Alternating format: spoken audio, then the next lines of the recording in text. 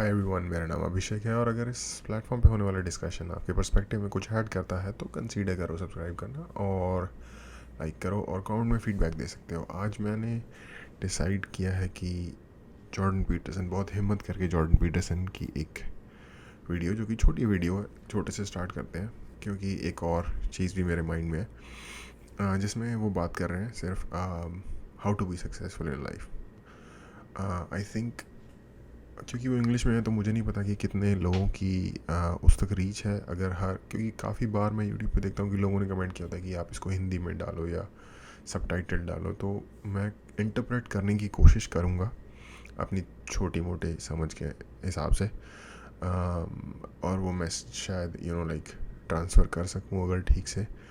और मैं एक और वीडियो जो कि इन्होंने बनाई थी उसके बारे में सोच रहा था कि मुझे शायद उसके बारे में बात करनी चाहिए, जिसमें कि ये 3 फ़िलासफ़र्स, डॉस्टोयेव्स्की जो कि एक नॉवल राइटर थे, बट मैं उनको शायद एक बहुत बड़े लेवल का फ़िलासफ़र रेट करता हूँ। उनकी कुछ बुक्स जो मैंने पढ़ी हैं, आई गेस मेरे वो फेवरेट ऑथर है नीचे, फ्रेडरिक नीचे, और किरकेगार्ड जो कि एक डेनिश फ़िलासफ़र थे। डेनिश या स्वीडिश? डेनिश फ़िलासफ़र थे। उनके बारे में मुझे बस सिर्फ इतना ही पता है कि वो बहुत ज़्यादा लाइक लाइफ को इस तरीके से जीने के लिए रेफ़र करते थे कि मतलब मैंने कुछ भी डिटेल में किरकेगार्ड के बारे में नहीं पढ़ा, कुछ पर्सनल स्टोरीज सिर्फ उनके बारे में पढ़ी हैं, जैसे कि उन्होंने अपनी एक प्रॉपर लव गर्लफ्रेंड जो है उससे ब्रेकअप कर लिया सिर्फ इसलिए कि वो लव की बहुत ज़्यादा गिरफ्त में नहीं आ सकते, लाइक लाइक समबडी जो कि प्रीच कर रहा है कि प्यारी चीज़ों को त्यागने का अपने अंदर वो मादा पैदा करो। बट एनीवेज, नीचे के बारे में मैंने एक बार बहुत लंबी बात पहले ही कर दी है इस चैनल पे, एक हमने बहुत ही डिटेल्ड वीडियो रिव्यू की थी। बट एनीवेज, आज वाली वीडियो की तरफ पढ़ते हैं। And I would think about this because I'll tell you what it is that you need to do to be successful. Some of these things aren't so malleable, but others are things that you can work on. Well, IQ, well, that's a rough one because there's no evidence, as far as I can tell, that you can do a damn thing about your IQ. I was just reading a paper by Dan Simon today. It's a relatively recent review. Dan Simon did the Invisible Gorilla stuff, and he was looking, because there's all these companies that claim that these online brain training exercises can produce cognitive improvements, and he reviewed the literature again. And I've reviewed that literature like 6 times in the last 15 years because I keep hoping that someone will crack the problem, but it's always the same answer. It's like, you do brain training games, you get better at the game, a lot better at that game. You get slightly better at similar games, but distal games that are still heavily cognitively loaded doesn't affect your performance at all. Zero, none. So the issue of how to raise IQ, man, that's a killer. No one knows how to do it. I can tell you how to stop your IQ from decreasing as you get older. That's not so bad because it does that. Fluid IQ. तो successful होने में एक बहुत important चीज़ IQ है, जिसके बारे में sir जी का कहना है कि आप उसके बारे में कुछ भी कर लो, कुछ फ़र्क नहीं पड़ने वाला, पहाड़ नहीं टूटेंगे उसमें। बट जैसे एज के साथ वो डिग्रेड हो सकती है, उसको वो ना हो, उसके लिए कुछ प्रिवेंटेटिव मेजर्स लिए जा सकते हैं। IQ decreases from the time you're 20 and pretty rapidly. It's physical health is the best preventative. So exercise, physical exercise. Weirdly enough, you'd think, well, why? Well, your brain uses oxygen like mad, right? And it needs to be kept clean and well oxygenated. And physical exercise, both like provides weightlifting, oxygen. so anaerobic and aerobic exercise both seem to be very, very effective at staving off cognitive declines across the lifespan. So that's a really useful thing to know because that's the only thing we know that does that. So then the next best predictor of lifetime success is conscientiousness. Well, and of the two aspects of conscientiousness, say orderliness and industriousness, the better predictor is industriousness. So the question is, well, what can you do about your industriousness? And the answer to that is, well, that's kind of rough too, because there's a strong genetic component.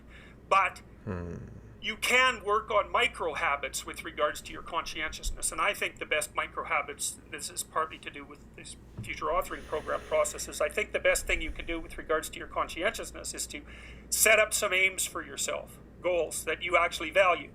And the future authoring program helps people do that. And basically, it does a situational analysis it helps you do a situational analysis of your life more than a psychological analysis, I would say. And so the questions are something like, well, all right, you're going to have to put some effort into your life, and you need to be motivated to do that. And so what are the potential sources of motivation? Well, you could think about them in the big five manner. You know, if you're extroverted, you want friends. If you're agreeable, you want an intimate relationship. If you're disagreeable, you want to win competitions. If you're open, you want to engage in creative activity. If you're high neuroticism, you want security. Okay, so those are all sources of potential motivation that you could draw on, that you could tailor to your own, your own personality. But then दूसरा जो best predictor बताया है life में successful होने के लिए, वो बता रहे हैं कि कॉन्शियसनेस है. कॉन्शियसनेस आप लोगों को पता ही है, जो दो उसके मेजर पार्ट हैं, जो जैसे जैसे ये बता रहे हैं मैं वो रिले करने की कोशिश कर रहा हूँ. और अगर मेरी कोई अभी तक बहुत ही सिंपल है, इसमें कोई थॉट फीडबैक देने के लिए कोई चीज़ ऐसी खास नहीं है. मोस्टली मैं एग्री करता हूँ इन चीज़ों से. तो उसके दो पार्ट है कॉन्शियसनेस के. एक ये है कि कितने ऑर्डरली हो आप. ऑर्डरलीनेस की मतलब, ऑर्डरली वो बंदे होते हैं कि अगर शर्ट पहनी है तो उसके बटन ठीक से बंद हैं, वो साफ़ है, वो आयरन हो रखी है, प्रॉपर जिसे कहते हैं. घर साफ़ है, चीज़ें अपनी जगह पे हैं, काम टाइम पे हो रहा है, किसी भी जगह पे टाइम पे पहुंचा जा रहा है, एक लिमिट में खाया जा रहा है, ये सारी चीज़ें. और इन सब के फ़ायदे आप ऑटोमेटिकली किसी कोई रॉकेट साइंस नहीं है कि इनके फ़ायदे आपको, अगर आप इन चीज़ों को करोगे तो दिखेंगे आपको. आपका घर साफ़ रहेगा, आपका माइंड क्लियर रहेगा चीज़ों के मुकाबले. लाइक लेस क्लटर्ड होगे तो लेस पजल्ड होगे और मोर स्ट्रीमलाइंड होगे. बट ये कह रहे हैं कि उससे कि इन दोनों में ऑर्डरलीनेस और इंडस्ट्रियसनेस दो चीज़ें हैं, बट इससे ज़्यादा इंपॉर्टेंट इंडस्ट्रियसनेस है. अब इंडस्ट्रियसनेस आपको पता ही है, कोई चीज़ लो, कोई गोल हो आपका, और उसको करने के लिए आप जी जान लगा दो उस गोल को अचीव करने के लिए. बेसिकली मेहनत, हिंदी में होगा वर्ड मेहनत करना. तो ये तो है यार, ये तो आई गेस बिल्कुल बेसिक लेवल के जो हमारे यहाँ के जो बेसिक स्ट्रीट विजडम होता है कि मेहनत करोगे तो सफलता मिलेगी, मेहनत से सफलता मिलती है. तो वो चीज़ें भटकी है, उसको थोड़ा सा ये बता रहे कि पर मेहनत ही होना अपने आप में एक वो नहीं है. आप ये इसका एक बहुत बड़ा फैक्टर होता है जनरेशनल. जैसे कि आपकी फैमिली में अगर आदत है मेहनत करने की, तो आप भी मोर लाइकली मेहनती इंसान बनोगे, जो कि मोस्टली ठीक है.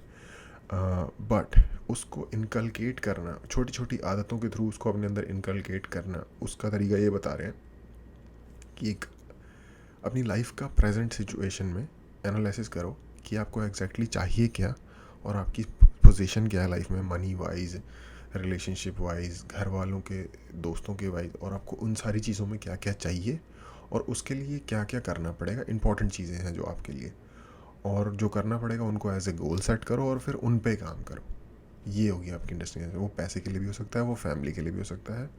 और सक्सेसफुल की जो डेफिनेशन होती है वो जो सिर्फ काम से नहीं होती, वो फैमिली या पर्सनल लाइफ में भी सक्सेसफुल होने से होती है. तो हर उस क्षेत्र में जो आपको लगता है कि वो आपके लिए इम्पोर्टेंट है सक्सेसफुल होना, उसमें उसके लिए अपनी करंट सिचुएशन और अवेलेबल ऑप्शंस के हिसाब से गोल सेट करो और उनको अचीव करने पे काम करो. तो वैसे स्मॉल स्टेप्स में, तो ऐसे आप अपनी खुद की इंडस्ट्रियसनेस या मेहनत अपने अंदर इनकलकेट कर सकते हो. Then there are dimensions that you want to consider your life across. And so we ask people about, well, if you could have your life the way you wanted it in 3 to 5 years, if you were taking care of yourself properly, what would you want from your friendships? What would you want from your intimate relationship? How would you like to structure your family? What do you want for your career? Well, how are you going to use your time outside of your job? And how are you going to regulate your mental and physical health, and maybe also your drug and alcohol use, because that's a good place to auger down, because alcoholism, for example, wipes out 5 to 10% of people. So you want to keep that under control. And then so maybe you develop a vision of what you would like your life to be, and that associates the goal. Once the goal is established, and then you break down the goal into microprocesses that you can implement. The microprocesses become rewarding in proportion, in relation to their causal association with the goal, and that tangles in your incentive reward system. We talked about the dopaminergic incentive reward system, and that's the thing that keeps you moving forward. And the way it works is that it works better if it produces positive emotion when it can see you moving towards a valued goal. Okay, well, what's the implication of that? Better have a valued goal, because otherwise you can't get any positive motivation working out. And so the more valuable the goal, in principle, the more the micro processes associated with that goal start to take on a positive charge. Okay वही बात है जो मैं बता रहा था, life के different dimension या एस्पेक्ट्स में गोल सेट करना और उनकी तरफ मेहनत करना, और उससे होगा क्या इनका ये जो बता रहे हैं कि एक माइक्रो प्रोसेसेस जो हैं आपके वो इनिशिएट होंगे, और वो अगर सही दिशा में जो आपने अपने लिए अगर अपनी इंपॉर्टेंस के हिसाब से सेट किया होगा और आप उसे जैसे जैसे अचीव करने लगोगे तो उससे एक पॉजिटिव फीडबैक लूप स्टार्ट हो जाएगा, जो कि अगर केमिकल वाइज बात की जाए तो उसको फिज़िकल सेंस में तो एक केमिकल होता है डोपामिन जो हमारे दिमाग में रिलीज़ होता है. फॉर एग्जांपल एक्सरसाइज करने के बाद डोपामिन रिलीज़ होता है. वो आपको पॉजिटिव फीडबैक देता है कि हाँ मैं एक चीज़ कर रहा हूँ, मैं उसमें सफल हो रहा हूँ, आपको मज़ा आ रहा है, आप फिर अगली बार और एनर्जी के साथ उस चीज़ को करते हो. वो चीज़ है, तो आप फिर लाइक एक अपवर्ड ट्रेजेक्ट्री में जो आपकी लाइफ है उसकी तरफ बढ़ना शुरू हो जाओगे, और एक लीनियर फैशन में नहीं, एक इंक्रीमेंटल फैशन में. इसके लिए एग्जैक्ट वर्ड होता है, मैं अभी मुझे याद नहीं आ रहा. एक होती है लीनियर ग्रोथ, लाइक अगर आप रोज़ 1 रुपये कमा रहे हो, आज 1, कल 2, परसों 3, परसों 4, और एक होता है इंक्रीमेंटल सही वर्ड नहीं है लेकिन सही वर्ड में अभी मैं भूल गया क्या था. एनीवेज उसमें आपकी ग्रोथ लाइक ऐसे होती है. एक ये ग्राफ होता है ग्रोथ का, एक ये ग्राफ होता है, एक ये होता है एक्सपोनेंशियल ग्रोथ. कैसे बोल सकता हूँ मैं. And so what that means is, well, you get up in the morning and you're excited about the day. You're ready to go. And so as far as I can tell, what you do is you specify your long-term ideal. Maybe you also specify a place you want to stay the hell away from so that you're terrified to fail as well as excited. हाँ, वो चीज़ों की बात कर रहे हैं जिससे आपको दूर रहना चाहिए ज़्यादा से ज़्यादा नेगेटिव चीज़ें लाइफ में. और एक चीज़ उन्होंने ये बोला कि अल्कोहल को अगर जितना कम रख सकते हो उतना रखो. बहुत सारे लोगों को 10 to 12% लोगों को ये उनकी ज़िंदगी की बर्बादी और फाइनली मौत का कारण बनता है. शायद ये वेस्ट का प्रोपोर्शन बता रहे होंगे, लेकिन इंडिया के कॉन्टेक्स्ट में अगर इस चीज़ को इस वक्त देखा जाए, इस वक्त क्या यार, आज से 8 साल पहले मुझे अच्छी तरीके से याद है कि इंडिया में अल्कोहल को ऐसे प्रमोट किया जाता था कि जैसे ज़िंदगी की सबसे बड़ी वर्च्यू हो, कि मैं इतनी दारू पी लेता हूँ, वो तू दारू नहीं पीता, ये वो. मतलब पर्सनली मैं नहीं ड्रिंक करता, ठीक है, तो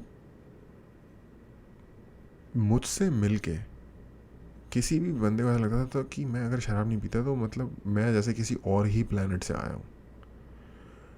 और ऐसे बोस्ट करना कि मैं शराब पीता हूँ इस बात को, और लोगों को भी अगर 1 मिनट के लिए छोड़ दिया जाए तो गानों में, कल्चर में, सोसाइटी के डिग्रेडेशन. और मेरे को ये उस तरीके से नहीं कह रहा कि लाइक वर्चुअस उसमें आके कि मतलब मैं नहीं पीता और ये नहीं पीनी चाहिए और ये बुरी चीज़ होती है, धर्म मना करता है, ये वो नहीं. लाइफ को अगर अच्छे से जीना है तो उसके लिए वो चीज़ शायद उतनी ज़्यादा हेल्पफुल नहीं है. और वो अगर हेल्पफुल है भी तो कोई बोस्ट करने की चीज़ नहीं है. एटलीस्ट ये अंडरस्टैंडिंग नहीं है. हम उसको जैसे कोई जंग फतेह करके आ रहे हो उसको वैसे लाइक एक frustrating. About succeeding, because that's also useful. You specify your goal. You do that in some sense as a unique individual. You want to specify goals that make you say, oh, if that could happen as a consequence of my efforts, it would clearly be worthwhile. Because the question always is, why do something? Because doing nothing is easy. You just sit there and you don't do anything. That's real easy. The question is, why would you ever do anything? And the answer to that has to be because you've determined by some means that it's worthwhile. And then the next question might be, well, where should you look for worthwhile things? And one would be, well, you could consult your own temperament. And the other would be, well, you kind of look at what it is that people accrue that's valuable across the lifespan. So you do a structural analysis of the subcomponents of human existence, and I already did that. You need a family, you need friends. Like, you don't need to have all these things, but you better have most of them. Family, friends, career, educational goals, plans for, time outside of work, attention to your mental and physical health, etc. Okay. ये एक बहुत ही important और profound बात इन्होंने की है, वो ये है कि जब आपको ये रियलाइज़ होता है कि मैं अगर ये कुछ अचीव कर लूँ तो काफ़ी अच्छा होगा, और फिर आप ये सोच के उस तरफ काम करते हो, तो स्टेप बाय स्टेप आपको सफलता मिलती है। लेकिन उससे पहले ये चीज़ है कि मुझे ये करना चाहिए, इस बात की इंस्पिरेशन कहाँ से आएगी। और उसके बारे में कह रहे हैं कि इस बात की इंस्पिरेशन आपको आपके खुद के नेचर की वजह से आ सकती है, क्योंकि इस बात के चांसेस बहुत ज़्यादा हैं। इनफैक्ट लोग रियलाइज़ नहीं करते, लेकिन इस बात के चांसेस मोस्टली हैं कि कुछ भी क्यों किया जाए, कुछ भी किया ही क्यों जाए, ऐसा लोग इस माइंडसेट में लोग आ जाते हैं। बहुत ज़्यादा लोग इस माइंडसेट में आते हैं, इनफैक्ट मेजॉरिटी लोग इस माइंडसेट में आते हैं कि कुछ भी किया ही क्यों जाए। इंडिया में अगर हम अपनी सोसाइटीज़ में देखें तो ज़्यादातर लोग सिर्फ कुछ भी जो कर रहे हैं प्रोफेशनली पैसों के लिए कर रहे हैं, पैसों के लिए, और एक ऐसे टाइप के फ़न के लिए। अगर जो रिक्रिएशनल भी अगर उन लोगों की हरकतें देखी जाए तो एक छोटे टाइम के मज़े के लिए, जैसे लोग दारू पी लेते हैं छोटे टाइम के मज़े के लिए, ठीक है। थोड़ा सा डीप लेवल की अंडरस्टैंडिंग किसी भी चीज़ में आपको नहीं देखने को मिलेगी। बचपन में बच्चों के शौक़ होते हैं इनिशियली कि मैं ये कुछ करूँगा, इस चीज़ में कैरियर बनाऊँगा, लेकिन धीरे धीरे वो बड़े होते होते शायद वो जो एक एस्पिरेशन होती है कोई चीज़ करने की, वो मरती चली जाती है। तो आई गेस वो एस्पिरेशन की जो नीड है उसकी बात यहाँ हो रही है कि वो क्यों होगा, अगर क्यों वो अच्छा होगा अगर वैसा हो जाए, इसके मुकाबले कि आप कुछ भी ना करो, क्योंकि कुछ भी ना करना एक ईजियर वे आउट है चीज़ों से। और हाँ, उसके साथ साथ आपकी हेल्थ, आपकी फैमिली, आपके दोस्त, ये जो गोल सेटिंग है इसमें वो ये सारे पैरामीटर्स भी इंक्लूड होते हैं। etc. That's what life is about. And if you don't have any of those things, well, then all you've got left is misery and suffering. So that's a bad deal for you. So once you set up that goal structure, let's say, and that's really in many ways that's what you should be doing at universities. That's exactly what you should be doing, is trying to figure out who it is that you're trying to be, right?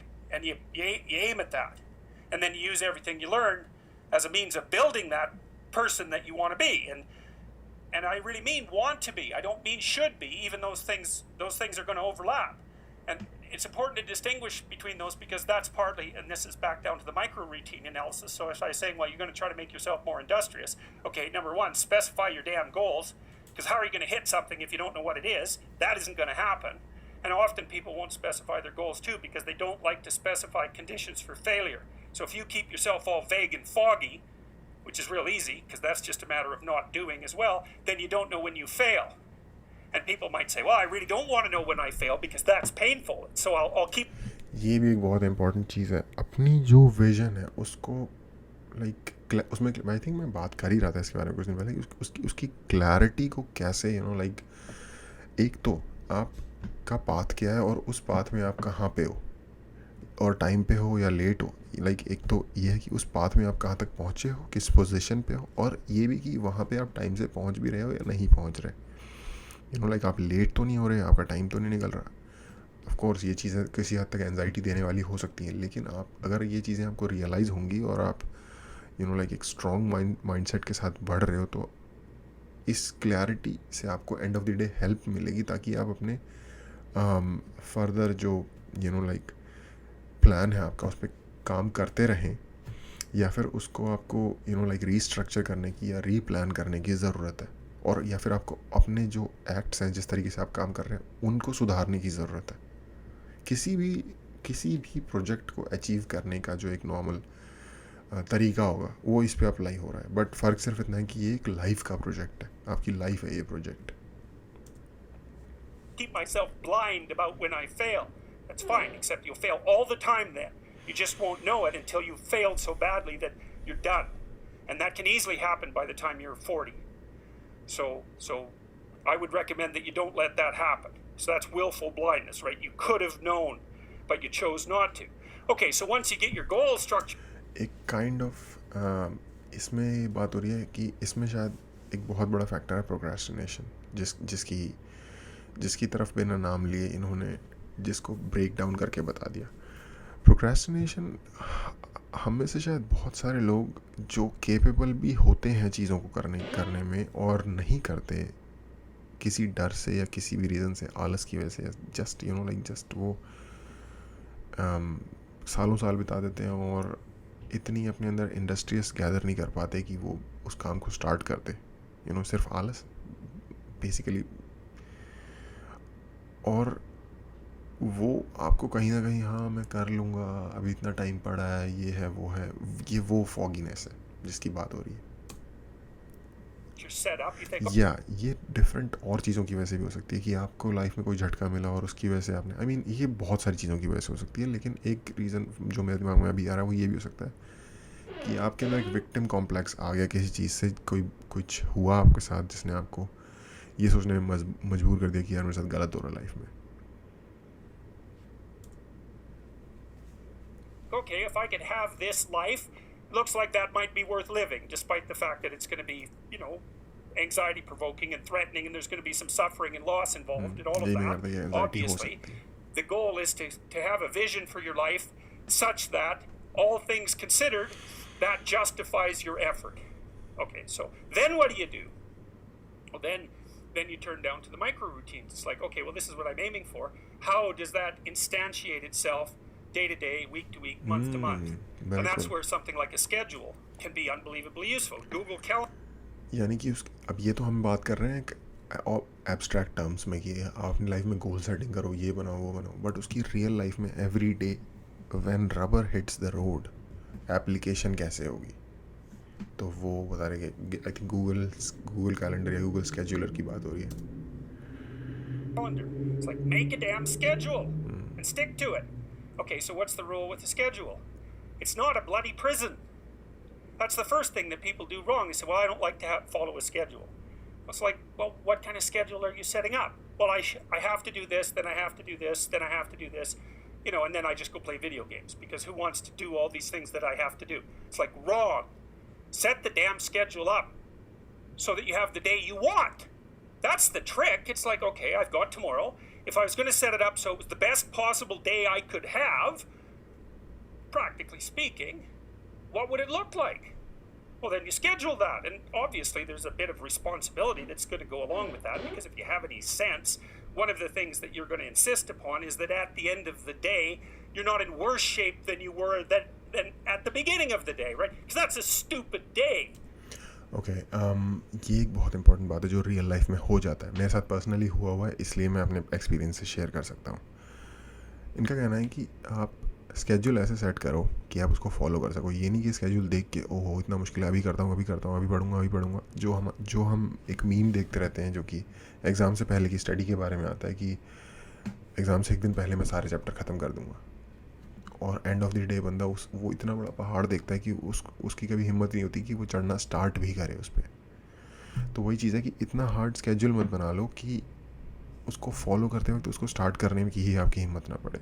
Schedule ऐसा बनाओ जैसा कि आप चाहोगे कि मेरा ideal day ऐसा हो, उसमें इतना ही मैं काम करूँ और इतना मैं फ़न करूँ, ताकि आप उसको ईज़िली अचीव कर पाओ। क्योंकि अगर मान लो अभी आप 2 ग्राम काम कर रहे थे फॉर एग्ज़ाम्पल फ़नी है लेकिन क्या कर सकते हैं, 2 ग्राम काम कर रहे थे, ठीक है, अब आपने स्केड्यूल बनाया कि मैं तो 100 ग्राम काम कर दूंगा एक ही दिन में, क्योंकि मुझे अपनी प्रोडक्टिविटी बढ़ानी है। अब वो इतना ज़्यादा हो गया आपके लिए कि आपने स्टार्ट ही नहीं किया और आप वो 2 ग्राम भी अचीव नहीं कर पाए। तो ये वो कह रहे हैं कि गोल ये है कि हम आज जो है उससे एक थोड़ा सा बेटर कल बनना है। 2 कर रहे हो तो 3 कर लो कल, या 4 कर लो। 100 करने के चक्कर में जो 2 थे वो भी मत गंवा दो। If you have a bunch of those in a row, you just dig yourself a hole and then you bury yourself in it. It's like, sorry, that's just not a good strategy. It's a bad strategy. So maybe 20% of your day has to be responsibility and obligation, or maybe it's more than that, depending on how far behind you are.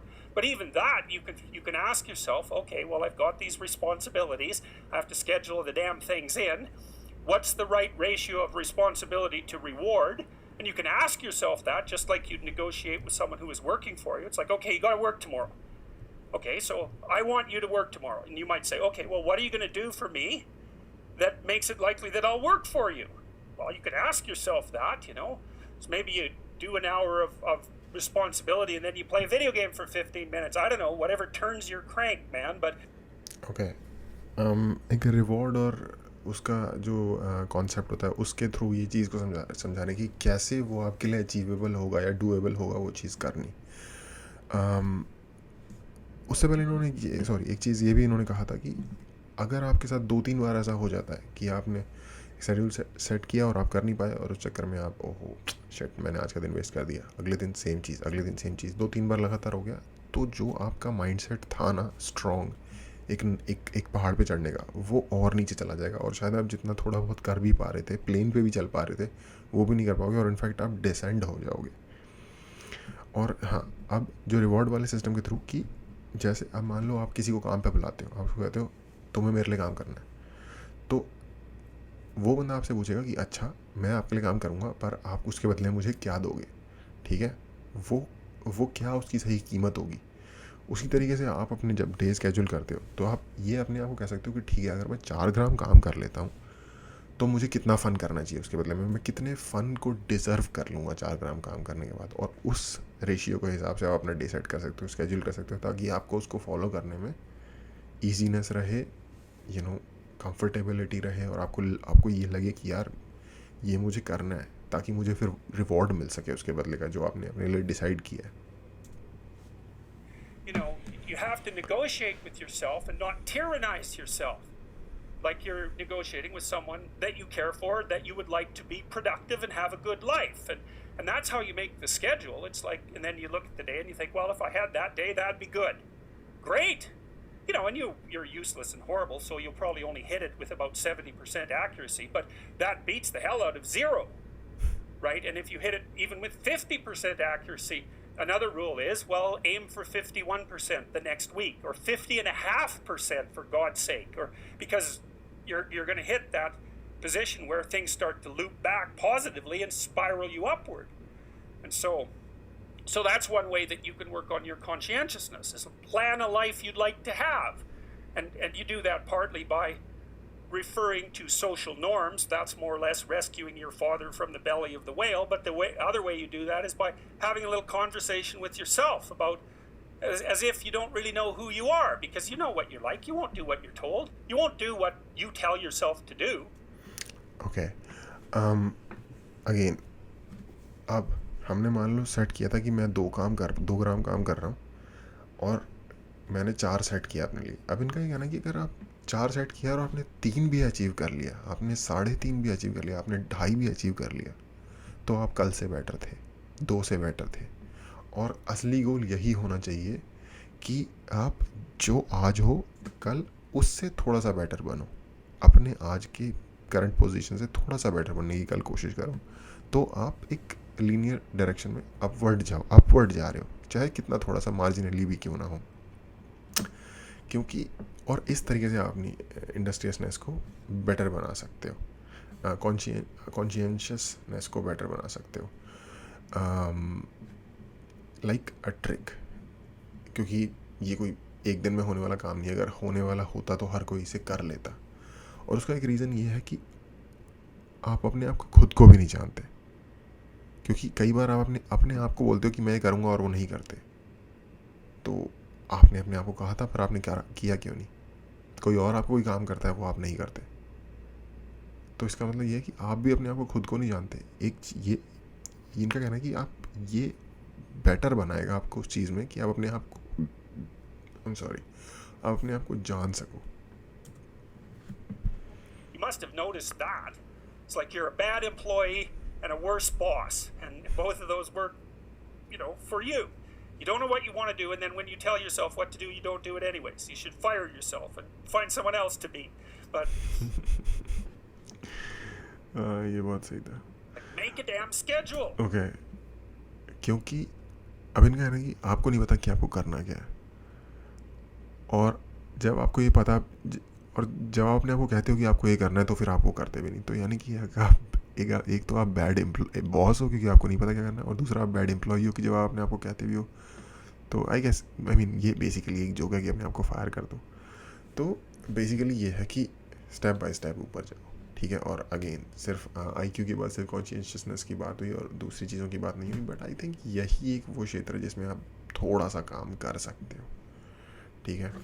अच्छा, इस पूरे session में मुझे ऐसा लगा कि जैसे मैं शायद ट्रांसलेट कर रहा हूँ, इंटरप्रेट भी कर रहा हूँ लेकिन ट्रांसलेट कर रहा हूँ बेसिकली। काफ़ी ये टेक्निकल था, इसमें कोई फिलोसॉफिकल या एब्स्ट्रैक्ट वो नहीं था। मेजॉरिटी चीज़ बेसिकली आइडियाज़ थे जो कि इम्प्लीमेंट किए जा सकते हैं। तो हाँ, मैं बेसिकली अग्री करता हूँ। मैं पर्सनल अपने खुद के पर्सनल एक्सपीरियंस से कह सकता हूँ कि हाँ, ये किया जा सकता है। और लेकिन ये आसान नहीं है करना। ये भी मैं सुनने में बहुत इजी लगता है लेकिन ये करना आसान नहीं है। क्या कहते हो, आप प्लेटो हिट कर देते हो।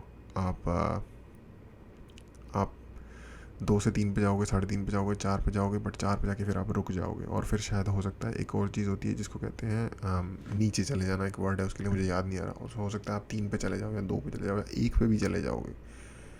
काफ़ी कुछ हमारे जो हमारे हमारे ज़िंदगी में आसपास चल रहा होता है, वो चीज़ें हमें हिट करती हैं। हमारी स्लीप, दोस्तों से बातचीत, एनवायरनमेंट में, जैसे हम सनलाइट की बात कर रहे थे लास्ट टाइम, सनलाइट की प्रेजेंस ना होना। तो काफ़ी चीज़ें हैं जो इन चीज़ों को बाहर से इन्फ्लुएंस कर सकती हैं और उनके प्रति कॉन्शियसनेस रहना भी एक बहुत इम्पोर्टेंट है। तो आई गेस आज के लिए इतना ही। देखने के लिए थैंक यू।